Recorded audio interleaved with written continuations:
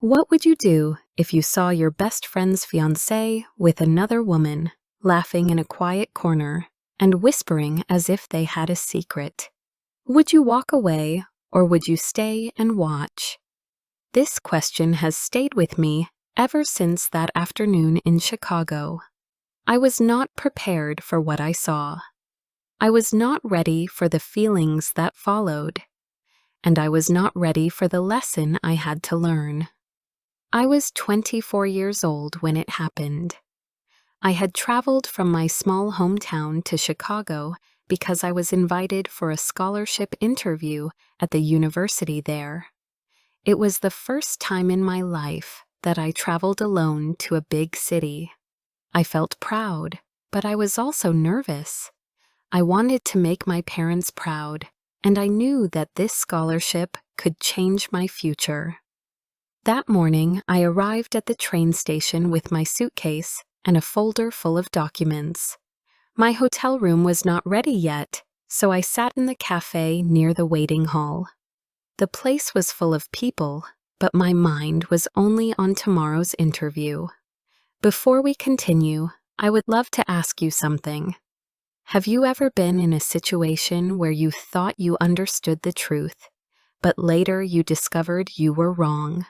Please share your story in the comments. I ordered a coffee and opened my folder, reading my notes again and again. But after a few minutes, I looked up and noticed someone familiar. It was Daniel, my best friend Sarah's fiancé. He was standing near the entrance, and he was not alone. A young woman was next to him. They were talking closely, and I saw her touch his arm lightly. Then they both laughed. I froze. My stomach felt heavy. My mind started racing. What was I seeing? Sarah had been my closest friend since childhood. We had shared everything, our school days, our secrets, even our fears about growing older. When she met Daniel, I had been happy for her. He was older, serious, and seemed to love her very much. She often told me, I can trust him with my life. And now here he was, smiling with another woman, while Sarah was in another city. I tried to calm myself. Maybe I was wrong. Maybe it was a colleague or a family member. But then I remembered something. Sarah once said Daniel did not have close female relatives nearby. The thought made me nervous. I leaned back in my chair, watching them without moving. They looked comfortable together, as if this was not the first time they had met. The woman whispered something, and Daniel nodded quickly. I could not hear everything, but I caught a few words. She must not know yet. My heart started beating fast. Who were they hiding from? Was it Sarah? What could she not know about? The more I thought about it, the worse it felt. My coffee had gone cold. I could not take my eyes away from them. I thought about taking out my phone and sending a message to Sarah. But what would I say? I saw Daniel with another woman in Chicago. Without proof, it sounded cruel. Yet if I stayed silent, was I protecting her? Or was I letting her be fooled? My mind kept asking questions, but no answers came. The woman laughed again. Daniel looked nervous and kept checking the cafe around him. Then she said something else. I heard the words clearly this time. Do not worry, I will leave before she comes. My heart dropped. Leave before who comes? It had to be Sarah. They were planning to hide from her. I felt both angry and sick at the same time. My best friend trusted him, and I was sitting here, watching him break that trust. I thought about standing up and walking over to him. I wanted to ask, who is she? Why are you with her? But fear stopped me. What if I was wrong? What if it was all a mistake? Still, every part of me told me that I had seen enough to know the truth. I felt heavy inside, as if a stone was pressing against my chest. The woman finally picked up her bag and whispered again. It is safer this way. Then she walked quickly toward the exit. Daniel followed her for a moment, then returned alone. I stayed seated, trying to breathe normally. My hands were cold, and I realized I had been holding my pen so tightly that my fingers hurt. When Daniel reached the counter to order a coffee, he turned and saw me.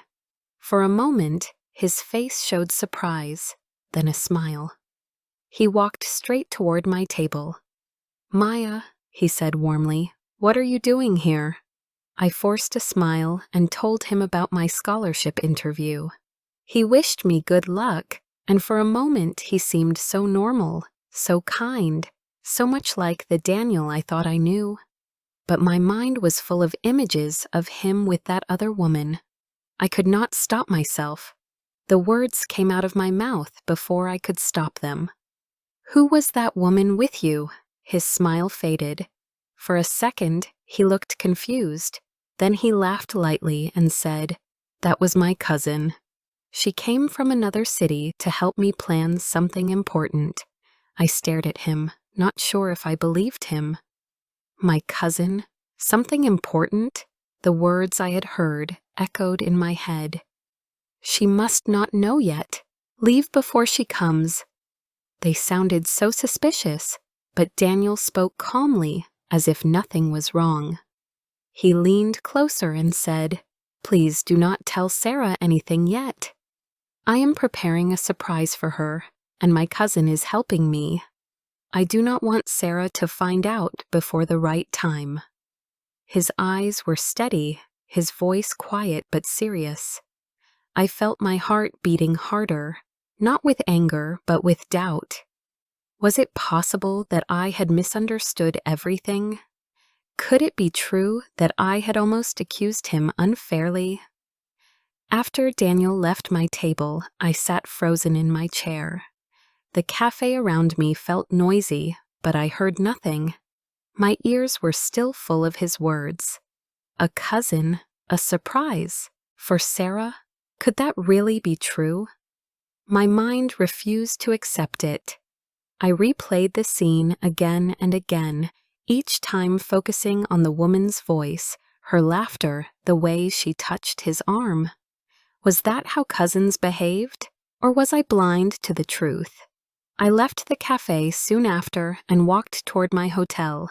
The streets of Chicago were busy with traffic, and the sound of car horns mixed with voices of people passing by. I pulled my coat tighter around me, though it was not cold. It was my body that was shaking inside. Every step I took was heavy because my thoughts were full of Sarah. She trusted me. She always told me everything. If she knew that I had seen Daniel like this, what would she say?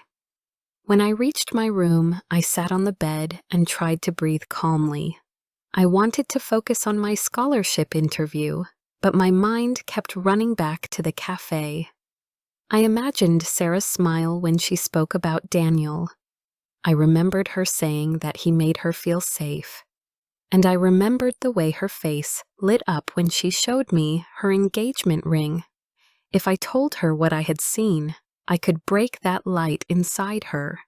If I stayed silent, I might be letting her live a lie. The night passed slowly. I lay in bed but could not sleep. Each time I closed my eyes, I saw Daniel whispering with the woman. I heard again her words, "Leave before she comes." They were clear, not imagined. What did they mean? The more I thought, the less sure I became. I felt like a stranger to my own thoughts. The next morning, I dressed for my interview, but my reflection in the mirror looked tired and worried. I reminded myself why I had come to Chicago. My scholarship interview was my dream, my chance to change my future. Yet even during the meeting, as I spoke with the professors, part of my mind stayed trapped in that cafe. After the interview, I walked slowly through the city streets. The tall buildings rose high above me, but I felt small and lost. I told myself that I should focus on my success, but my heart was not light. Instead, I kept asking myself the same question. Should I tell Sarah? That evening, I finally took my phone and typed her name. My fingers rested above the screen, but I could not press send. I imagined her answering call. I imagined her shocked voice. I imagined the silence after I told her. And then I imagined Daniel's face again when he said, "I am preparing a surprise for her." His voice had not sounded guilty. It had sounded careful, as if he was guarding something important. I put the phone down. I told myself I needed more proof before I destroyed my best friend's happiness. The next day, Sarah herself called me. Her cheerful voice filled the room, and for a moment I forgot everything. She asked about my interview, and I told her it had gone well. She said she missed me and that she could not wait for me to come home. Then she spoke about Daniel. She told me he was planning something special, but would not give her any details. She laughed and said she hoped it was a trip or a small party. My throat felt tight as I listened. Was it true then? Was Daniel really planning something for her, not betraying her? I wanted to tell her what I had seen, but I could not. I only said, "I hope it is something wonderful." And she laughed again, her voice bright like sunlight. That night, I sat by the window in my hotel and watched the lights of the city. Cars moved like small stars below, and people walked quickly with their bags and coats. Life was moving around me, but I felt stuck inside my own head. I thought about mistakes I had made before. I remembered times when I had judged people too fast. I remembered when I thought a classmate had ignored me, but later I learned she was sick and could not speak. I remembered when I thought a teacher disliked me, but later I discovered he was simply tired and worried about his own family. And now here I was again, ready to believe the worst before knowing the full story. The following morning, I checked out of my hotel and went to the station for my train home. I was still unsure about what to do. My bag felt heavy, but not as heavy as my thoughts. As I waited, I saw Daniel again. He was standing near the ticket office, this time alone. I almost turned away, but something inside me told me to go to him. I walked slowly and said hello. He seemed surprised but greeted me with a smile. For a moment, we spoke about simple things, my interview, the cold weather, the train times. But then I looked into his eyes and said, "Daniel, I need to know the truth. Yesterday, I saw you with that woman. I heard some of your words. It looked very bad." He grew quiet. For a second, I thought he would deny everything. Instead, he sighed and said, "Maya, I cannot explain everything now, but please believe me. That woman is my cousin. She is helping me plan something important for Sarah. You will understand soon, but for now I need you to trust me." His voice was calm but serious. There was no anger, no fear, only a steady request. Trust. I stood there with my heart racing. A part of me wanted to shout that I did not believe him. Another part of me remembered Sarah's laughter when she talked about a surprise. My chest felt tight, but slowly I nodded. "I hope you are telling me the truth," I said quietly. Daniel gave a small smile and said, "You will see soon." Then he wished me safe travels and walked away. On the train, I stared out of the window as the city faded behind me. My mind was a storm of thoughts. If he was lying, I was letting Sarah be hurt. If he was telling the truth, I had almost destroyed something beautiful. I pressed my forehead to the glass and whispered to myself, "Please let it be the truth." When I arrived home, Sarah was waiting for me. She hugged me tightly and asked about my trip. I tried to smile, but my heart was still full of questions. She did not notice my worry. She spoke with excitement about the weekend. "Daniel says he has something planned," she said with shining eyes. "He tells me nothing, but I think it is big." I forced a laugh, though inside I felt like my secret was burning me. If I told her what I had seen, I would spoil the surprise if it was real. If I stayed silent, I risked letting her be blind. For the first time in our friendship, I felt distance between us. That night, I lay in my bed and stared at the ceiling. My thoughts circled like birds that would not rest. I thought of Daniel's calm face, of the cousin's soft laughter, of Sarah's bright eyes. And I asked myself again, what is the truth? The weekend came quickly, and with it came a strange silence inside me. I lived close to Sarah, and on Saturday she invited me to join her and Daniel for dinner. She said he had planned something special, and she wanted me there.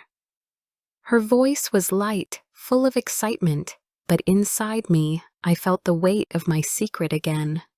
My heart pounded each time I remembered the cafe in Chicago, the soft voice of the woman, the whispers that felt like betrayal. I told myself not to go, but I could not say no to Sarah. She had been my closest friend for so many years, and she wanted me near her. So on Saturday evening, I dressed carefully and walked to her apartment. I held my breath when I entered, because Daniel was already there. He smiled at me, kind and calm, as if nothing heavy sat between us. Sarah welcomed me warmly. She looked beautiful, her hair tied back, her eyes shining. She laughed as she showed me the table that Daniel had decorated with candles and flowers. "He refuses to tell me what this is about," she said with joy. "But I know it is something important." Her trust in him filled the room. Her happiness was like sunlight, and I felt my chest tighten with guilt. Dinner began, and the three of us ate together. I tried to join their laughter, but my mind was racing. I wanted to speak, to shout, to say, "Sarah, I saw him with another woman." Yet each time I opened my mouth, I saw her bright eyes and felt the words turn to dust in my throat. I could not destroy her joy without being certain of the truth. After dinner, Daniel stood up. He cleared his throat and looked at Sarah with a tender smile. My heart beat faster because I felt the moment was coming. He reached into his pocket and pulled out a small box. Sarah gasped, covering her mouth. Daniel knelt down in front of her, opened the box, and inside was a shining ring. "I love you," he said, "and I want to spend the rest of my life with you. Will you marry me, not only as my fiancé, but as my partner forever?" Tears filled Sarah's eyes. She nodded again and again, unable to speak at first. Finally she whispered, "Yes, yes, of course, yes." The room filled with her joy. Daniel slipped the ring onto her finger, and she leaned forward to hug him. I sat frozen in my chair, my breath caught in my throat. It was not betrayal I had seen in Chicago. It was love being prepared in secret. I remembered the words I had overheard. "She must not know yet. Leave before she comes." They were not about hiding another woman. They were about protecting this moment, this surprise. The cousin had helped him plan the proposal. The secret I had feared was not a wound but a gift. Sarah turned to me, her face glowing with happiness. "Maya, did you know?" she asked. I shook my head, my cheeks burning with shame. "No," I said softly. And it was true. I had not known, not really. I had believed the worst instead of waiting for the truth. As we celebrated, I smiled, but inside my heart was heavy. I had almost destroyed this moment. If I had told Sarah what I thought in Chicago, she might have doubted Daniel. She might have questioned his love. And all of it would have been because of my quick judgment, because I trusted my fears more than patience. Later, when I was walking home under the night sky, I thought about everything that had happened. The stars above looked far and cold, but my mind was warm with reflection. I realized how close I had come to hurting my friend, and I realized how easy it is to believe what our eyes show us, even when we do not have the full story. In the days that followed, I thought more about judgment. I remembered other times in my life when I had made the same mistake. When I was a teenager, I thought my mother did not care about my feelings because she was strict. Later, I understood she was strict because she loved me and wanted to protect me. When I started my first job, I thought my manager disliked me because he spoke little. Later, I learned he was quiet with everyone and carried his own worries inside. How many times had I judged without knowing the truth? Too many.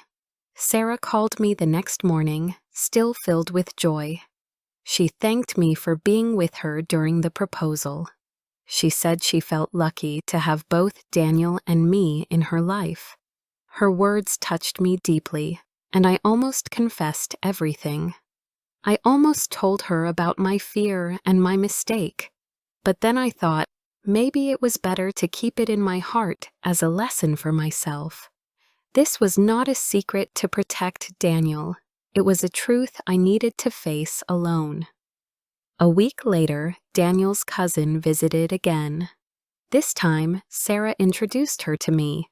She was warm and friendly, and she laughed easily. When she spoke, I recognized the voice. It was the same voice I had heard in the cafe, the one that had filled me with fear. She hugged me kindly and said, "Daniel told me you are Sarah's best friend. I am so happy to finally meet you." My throat tightened, but I forced a smile. Inside, I felt the weight of shame again, because I had once seen her as a danger when she was, in truth, family. That night, I sat down at my desk and opened my journal. I wrote everything, every detail of what had happened in Chicago, every thought I had carried, every fear that had pushed me. I wrote about my shame, but I also wrote about my gratitude, that I had stayed silent, that I had not spoken too soon. I told myself that mistakes are teachers, and this one was loud and clear. I learned that judging too fast can break hearts. I learned that silence is sometimes safer than speaking without proof. And I learned that trust can only grow when we allow time for truth to appear. Months later, when Sarah and Daniel married, I stood by her side as her maid of honor. Her eyes shone with the same light I had almost destroyed. I watched them promise their love, and I felt tears in my own eyes, not only of happiness, but also of relief. I was thankful that I had not let my judgment steal this day from them. Looking back now, I see how important that lesson was. Life often gives us moments that look one way, but mean another. Our eyes see, but our minds add stories that may not be true. We think we know, but often we only guess, and guesses can be dangerous when they hurt people we love. When I teach myself patience, I see more clearly. When I wait before speaking, I protect both myself and others. And when I choose to believe in love instead of suspicion, life becomes lighter. That day in Chicago could have ended with anger and broken trust. Instead, it ended with laughter, with a ring, with love that grew stronger. And for me, it ended with a lesson that I carry every day. Do not judge too fast. The truth may surprise you, and sometimes it may be more beautiful than you can imagine. Now, whenever I feel the quick rise of suspicion, I remember Sarah's smile, Daniel's calm voice, and the cousin's kind laugh. I remind myself that not everything is what it seems. I take a breath, I wait, and I listen, and in doing so, I protect the love and trust that matter most in my life. If you enjoyed this story, please like, share, and subscribe for more English stories every week. Tell me in the comments, have you ever judged too fast and been wrong?